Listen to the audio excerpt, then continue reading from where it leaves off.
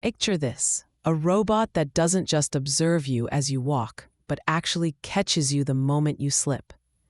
Could something like this change the way we think about growing older? Let's ground this with some numbers. Today is May 20th, 2025. The number of people over 65 is rising quickly. Just in the US, we're looking at an increase from 58 million now to 82 million by 2050. That means many more people are at risk for falls, which are a leading cause of injury and even death among seniors. So, the question is, how do we keep people safe without taking away their independence? That's where this technology from MIT comes into the picture. It's called EBAR, short for Elderly Bodily Assistance Robot. Unlike traditional walkers or canes, EBAR follows behind you. There's nothing to wear, nothing to strap on. If you begin to fall, its robotic arms deploy airbags in a split second to catch you. So there are no harnesses, and it doesn't feel like you're using a medical device, just support when it's needed. So it's almost like having a silent assistant. But how does it actually know when someone is about to fall? Is it just reacting, or can it anticipate? Right now, it's mostly reactive. EBAR uses sensors to monitor your movement in real time. Standing, sitting, walking, it's tracking your stability. If it detects a sudden loss of balance, it inflates the airbags to cushion you.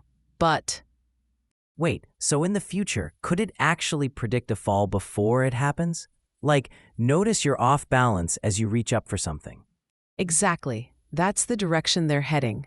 Future versions are being developed with machine learning, so the robot could recognize early signs that you might fall, even before you realize it yourself. The idea is that it could position itself proactively, not just react. That's a real step up from grab bars or walkers. But can this actually work in a typical home? I mean, what about stairs or narrow hallways? The current EBAR is built with regular home layouts in mind. It can get through doorways and adjust to different types of flooring.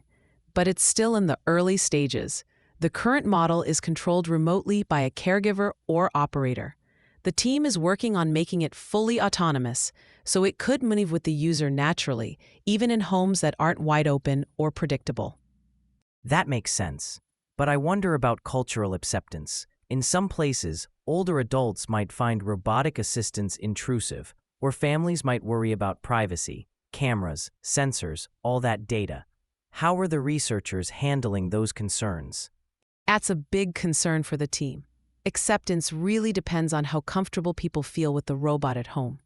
EBAR aims to be non-intrusive, no wearable sensors, nothing strapped on. Still, privacy is a challenge. The researchers are working to keep all data processing local, inside the device, not sent to the cloud. Plus, they're running pilot programs in different countries to understand how people react in various cultures. I'm curious, have seniors actually used this outside the lab? What do they say about it? Initial tests with older adults have been encouraging.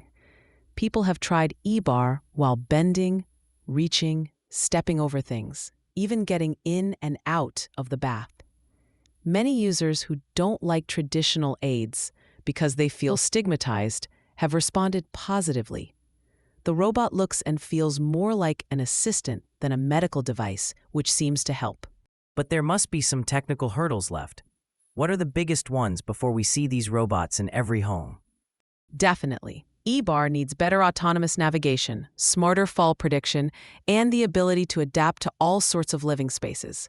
Cost is another issue, along with making the controls simple for people who aren't used to technology. The next step is to integrate machine learning so the robot can adapt to each person's unique needs and changes over time. The machine learning part is fascinating. If the robot could learn your habits and notice small changes in how you move, could it actually prevent falls before they happen? That's exactly what the researchers hope for.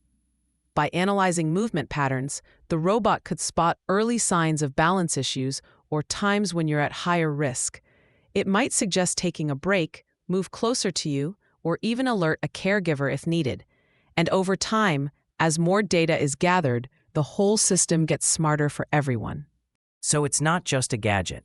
It's a new way of thinking about aging and care. Tools that help protect independence and safety before something goes wrong. Yes, It's really about helping people stay in their homes longer and with dignity. And it could also help families and healthcare systems manage the challenges that come with an aging population.